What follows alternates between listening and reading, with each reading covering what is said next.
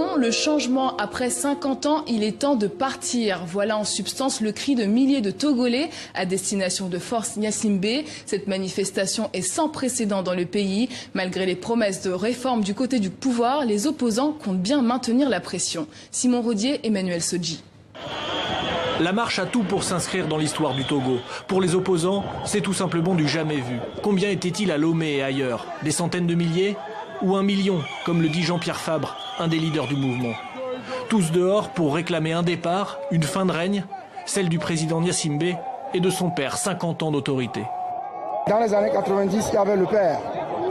Et aujourd'hui, nous avons le fils. Et les populations supportent difficilement cette succession dynastique et surtout les ruses, les subterfuges que M.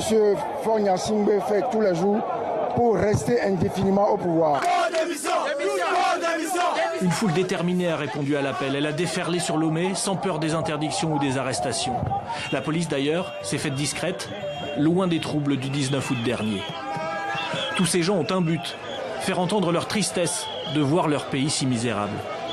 Le pays ne change pas, on est fatigué, ça n'avance pas. Tout le peuple togolais a décidé de mettre fin au régime cinquantenaire. On a trop souffert, il y a trop de misère au Togo. Dans les hôpitaux, il n'y a pas le scanner.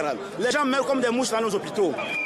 Les demandes de ces Togolais ont pris de l'ampleur, mais sont toujours les mêmes. Des réformes enfin mises en place, une avancée démocratique, attendue au moins depuis les accords de 2006.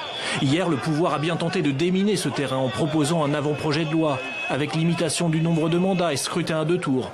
Une promesse à laquelle ici, pas grand monde ne croit. On souffre trop, même manger on ne trouve pas. Mais on est dans quel pays? On est dans quel pays? On veut plus de fort, il n'a qu'à partir. À quelques centaines de mètres de cette contestation, la comparaison est bien difficile à tenir. Ces jeunes soutiens du président n'ont pas la même ferveur, comme s'ils sentaient que le temps n'était plus à la confrontation. Et nous venons d'apprendre le retrait de l'accréditation de notre correspondante au Togo, Emmanuel Sodji. Le gouvernement togolais reproche à notre correspondante la couverture des manifestations de ces derniers jours.